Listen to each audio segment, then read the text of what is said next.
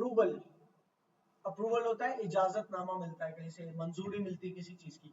For example I got the approval for the, मैं अगर किसी टूर के लिए गया था, मैंने अपील की, तो मैं कहता हूँ I appealed for holidays, for 2 weeks holidays as we were going to tour and my appeal was approved, मेरी अपील मंजूर कर ली गई। तो एज अ वर्ब है वहां पर अप्रूव, लेकिन मैं कह रहा हूँ आई गॉट द अप्रूवल, तो अब एज अ नाउन है। अप्रूवल एक नाउन के तौर पर इस्तेमाल किया मैंने, I got the approval to go to tour, सही, मंजूरी। The project received approval from the board of directors. अब ये बोर्ड ऑफ डायरेक्टर्स भी यहाँ बैठ के समझा ही देता हूँ ताकि तुम लोग को बेहतर समझ में आए। कोई भी इदारे आज के दौर में बड़े पैमाने पे होते हैं ना, तो उसमें मुशावरत के लिए बहुत सारे लोग होते हैं, ठीक है ना, बहुत सारे लोग होते हैं। वो सारे लोग क्या है, डायरेक्टर्स हैं, किसी भी चीज के डायरेक्टर्स जो मशवरा देते हैं, फिर उनके मशवरे के हिसाब से कोई डिसीजन लिया जाता है। फॉर एग्जाम्पल, जब मैंने थोड़ी देर पहले कहा कि पॉलिसी चेंज की गई है, there has been some alteration in the policy of the organization. What is the change? The change is that we will now our timings will be from 8 in the morning till 5 o'clock in the evening. हमने change कर दिया timing, पहले 9 से 6 थे, अब 8 से 5 कर दिए।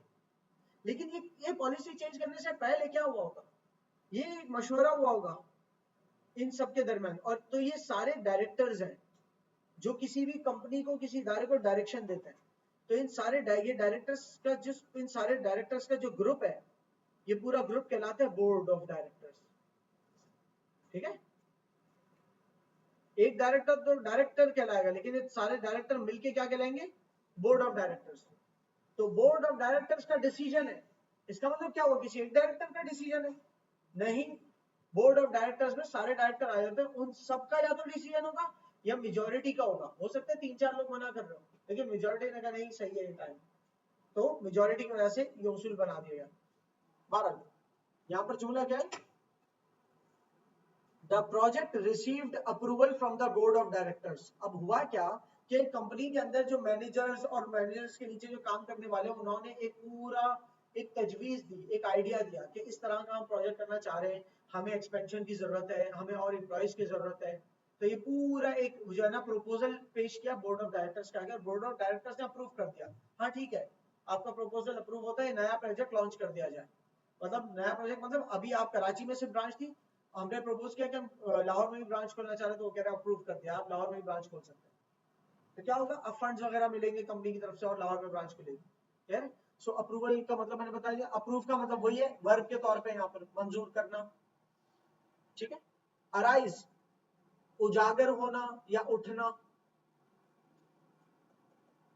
उठना, ठीक है, या उजागर होना, सही जी। Unexpected issues can arise, unexpected मतलब जो एक्सपेक्ट नहीं किया हो। Unexpected issues can arise during the construction process. क्या मतलब है इसका बुजुर्ग,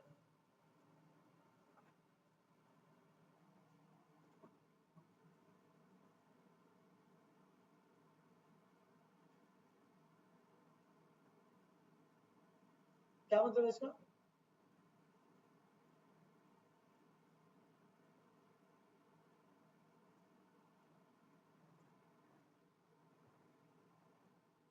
unexpected issues can arise during the construction process का मतलब मरियम,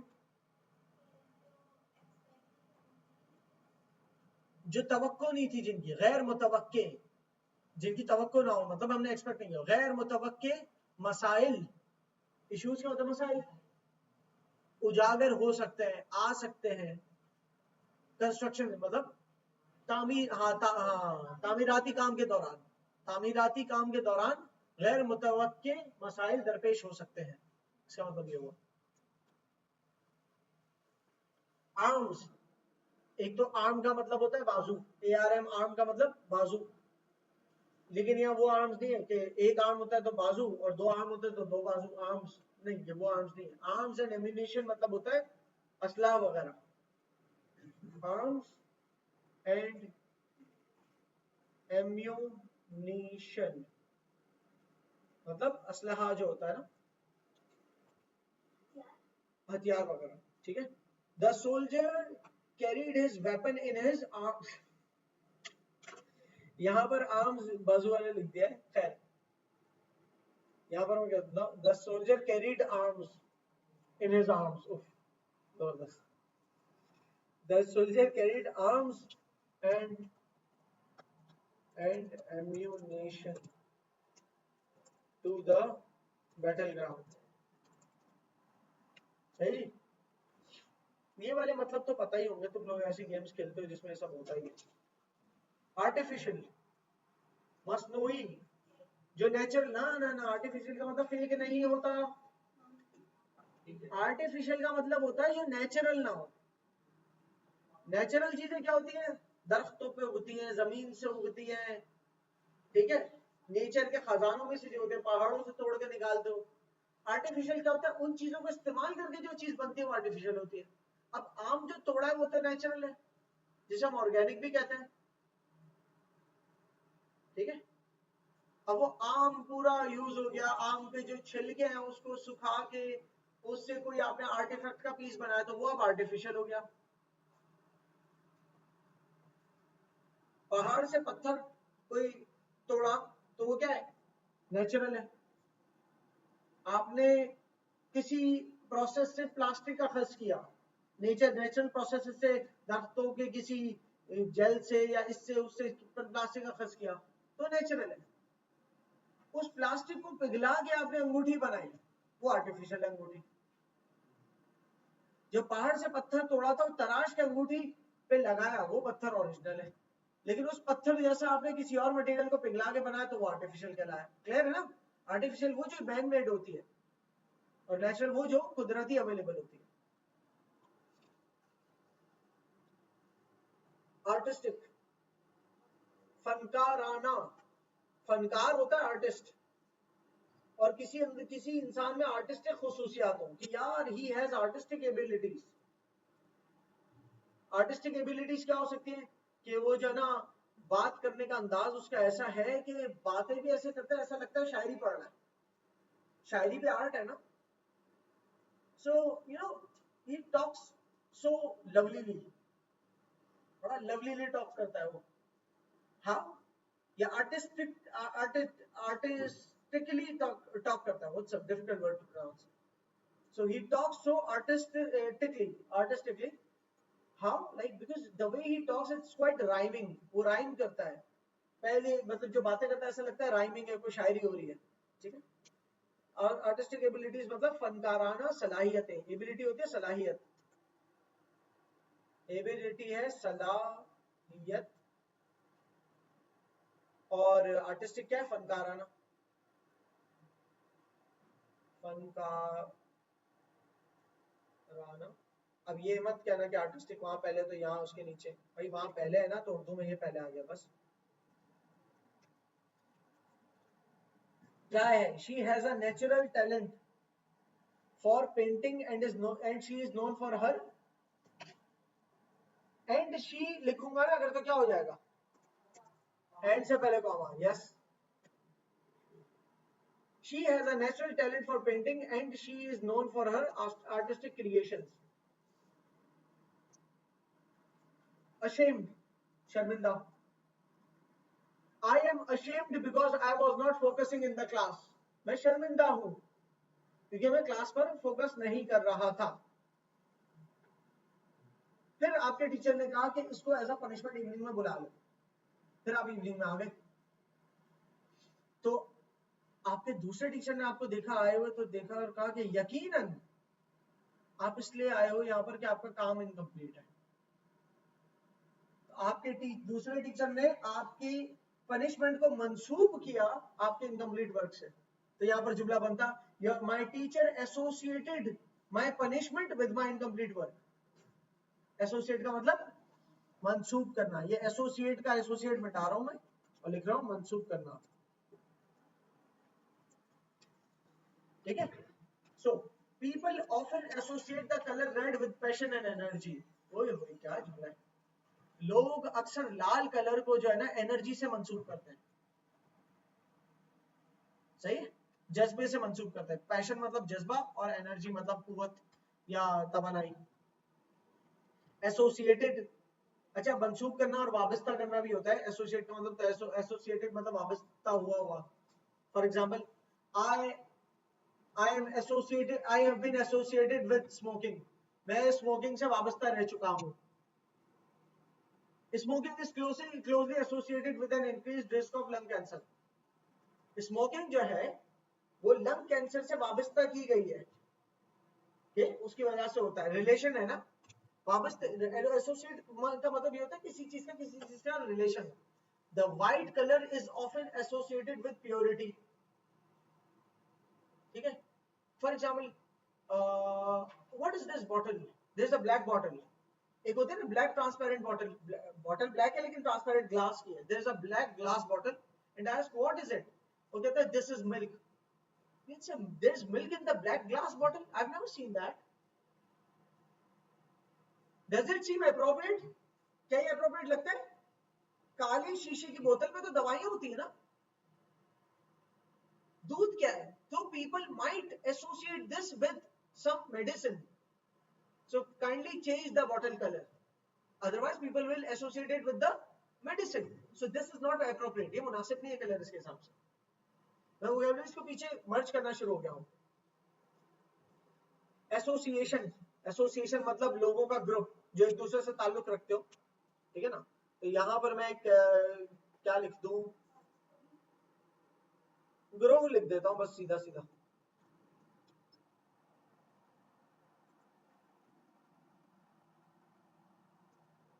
ग्रुप, ठीक है।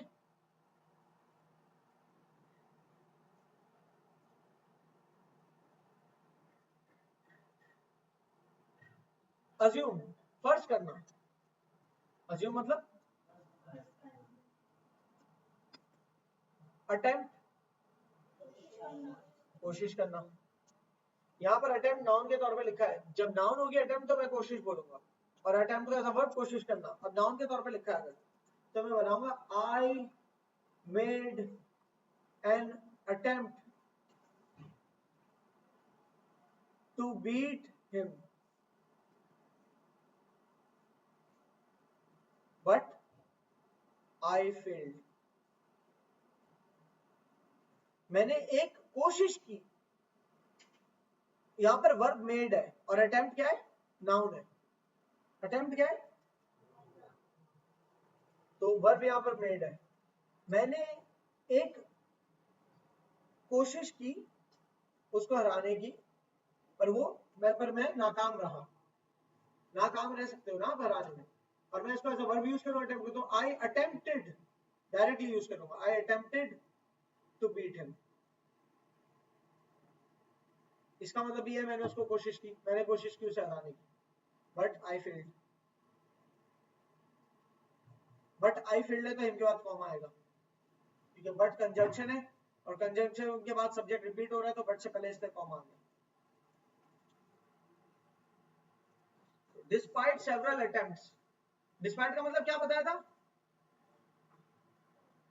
डिस्पाइट का मतलब होता है हालांकि या बावजूद। डिस्पाइट सेवरल अटेम्प्ट्स, बावजूद कई कोशिशों के, सेवरल मतलब कई, बावजूद कई कोशिशों के, he could not solve the puzzle, वो पजल को सॉल्व नहीं कर सका। सही। बैक, बैक मतलब पीछे। अगर कोई कहता है स्टेप बैक, यार इसको जो है ना मैं एडवर्ब इसका हटा रहा हूं, let's just call it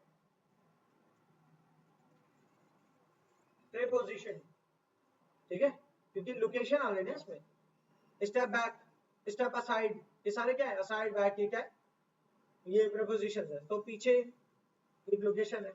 bacteria, जरासीम। You need to wash your hands twice a day with soap in order to stay safe from bacteria, ठीक है। बैरियर, रुकावट, बैरियर होता है रुकावट, अक्सर देखा होगा गलियों के कोनों में बैरियर्स होते हैं, वो यही वाले बैरियर्स है, स्पेलिंग देख लो, BARRIER, बैरियर, ठीक है। तो मैं कहता हूं कि वो मेरे रास्ते की रुकावट है या वो मेरी तरक्की में रुकावट है. He cannot be called a friend. इसको मैं friend नहीं कह सकता. Why?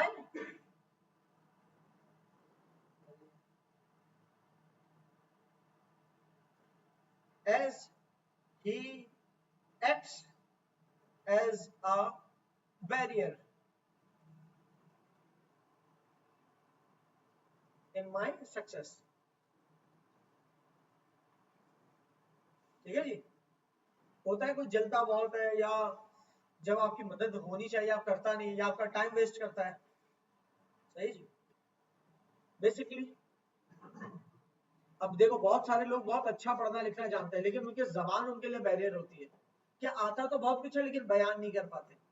हम कह सकते हैं language can be a barrier for many people to grow. बहुत सारे लोगों को ग्रो होने में डेवलप होने में बैरियर क्या फील होता है? जबान. My unorganised routine is a barrier in learning. मेरी मेरी अनऑर्गेनाइज्ड रूटीन. अनऑर्गेनाइज्ड मतलब बेतरतीब. अनऑर्गेनाइज्ड क्या है? बेतरतीब.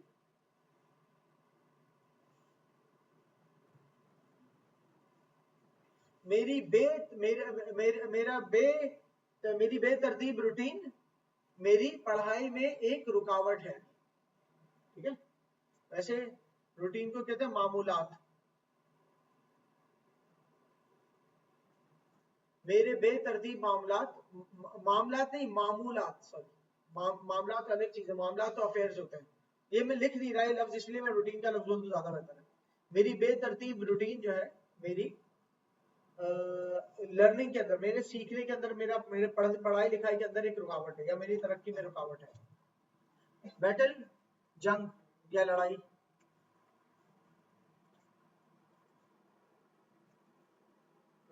ठीक है जी. बीट मारो लिखा है मारना. बीट या कूटना. और आगे हूं धोना. सही है. फिर उसके जोड़ते चले आओ. अच्छा जी. उसके बाद क्या है? बैग. बैग का मतलब दरख्वास्त करना नहीं है. एक्चुअल बैग का मतलब है भीख मांगना. यहां पर लिखा है ना बैग का मतलब दरख्वास्त करना. ये नहीं है मतलब इसका. भीख मांगना. अब मैं आपको बताता हूँ बैग का मतलब दरख्वास्त करना क्यों लिखा है. अक्सर आप लेटर्स के अंदर देखोगे बैग लिखा है. B E G beg. I beg to से.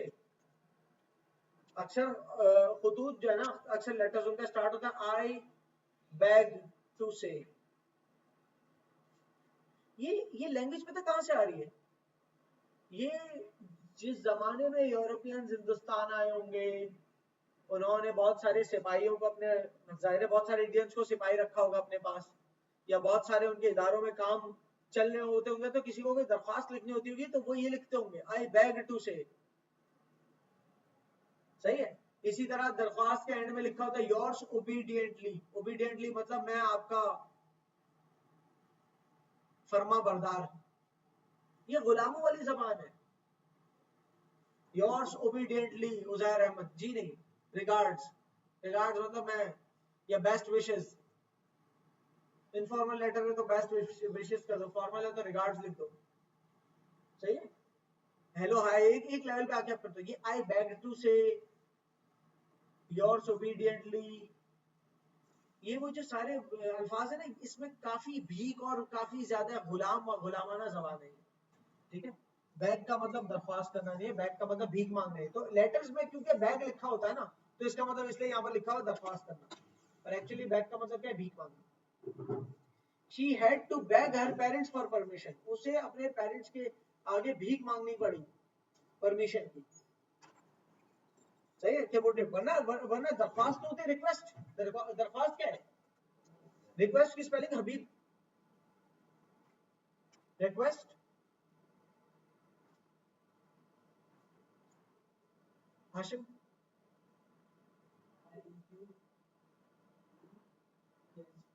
रिक्वेस्ट मतलब दरख्वास्त. अपील करना भी दरख्वास्त होता है. ठीक है ना. ये दोनों वर्ब्स के तौर पे डायरेक्ट यूज हो सकते हैं या नाउन भी बन सकते हैं. आई मेड एन अपील. अब यहाँ पर अपील नाउन के तौर पे यूज हुआ, मेड वर्ब हो गया, आई made an appeal, made verb है और अपील नाउन है, लेकिन आई अपील्ड यहाँ पर डायरेक्ट अपील को वर्ब बना दिया। I made a request, I gave him the request, I passed him the request, मैंने किसी की रिक्वेस्ट किसी को पास की, so I took the request and passed it over, मैंने किसी को पास ओवर की रिक्वेस्ट। यहाँ पर रिक्वेस्ट एज अ नाउन है, लेकिन मैं डायरेक्टली अगर वर्ब के तौर पे, I requested him, I requested my teacher, तो रिक्वेस्ट वर्ब के तौर पे यूज हुआ है। नाउन की मिसाल दोबारा दे रहा हूं, I made a request to my teacher, यहाँ पर मेड नाउन है और रिक्वेस्ट जो वर्ब, मेड वर्ब है और रिक्वेस्ट नाउन के तौर पे यूज हुआ है। आई मेड अ रिक्वेस्ट, रिक्वेस्ट क्या है यहाँ पर, नाउन, मेड अ वर्ब, पर आई मैं डायरेक्टली लिखूं आई रिक्वेस्टेड, तो क्या हो गया, रिक्वेस्ट वर्ब, और वर्ब क्या होता है, एक्शन होता है कोई। Bat, bat as a verb, तो उसका मतलब शर्त नहीं होता, बल्कि अब बैट को एज अ नाउन यूज करो, तो आई मेड अ बैट, मैंने एक बैट की, तो बैट नाउन हो गया, क्योंकि आपने मेड को वर्ब बना दिया, आई मेड अ बैट। लेकिन डायरेक्ट बैट बोलो, आई बैटेड अगेंस्ट पाकिस्तान, ये बी ए डबल टी वाला बैट नहीं है, मैं बी ई वाला बोल रहा हूँ। आई बैटेड अगेंस्ट पाकिस्तान मतलब मैंने पाकिस्तान के खिलाफ शर्त लगाई, मतलब पाकिस्तान की हार पे शर्त लगाई, ये पाकिस्तान हारेगा मैच, मैंने ये बोला, और अगर पाकिस्तान हार जाता है तो मुझे बैट मनी मिलता है। बैट मनी कौन सा होता है, जुबे का पैसा, जुबे का पैसा जायज नहीं है इस्लाम, ठीक है। बिल, बिल वैसे कहलाते हैं रसीद, आप किसी होटल जाते हो बिल मांगते हो, किसी होटल जाते हो बिल मांगते हो, बिल का मतलब रसीद होता है। आपका साल, आपका महीना एंड होता है, बिजली का बिल घर पे आता है, तो वो क्या है, बिजली की रसीद है, जरूरी। बिटर, बिटर मतलब कड़वा, ठीक है। ब्लेम, इल्जाम, हसान बिटर का मतलब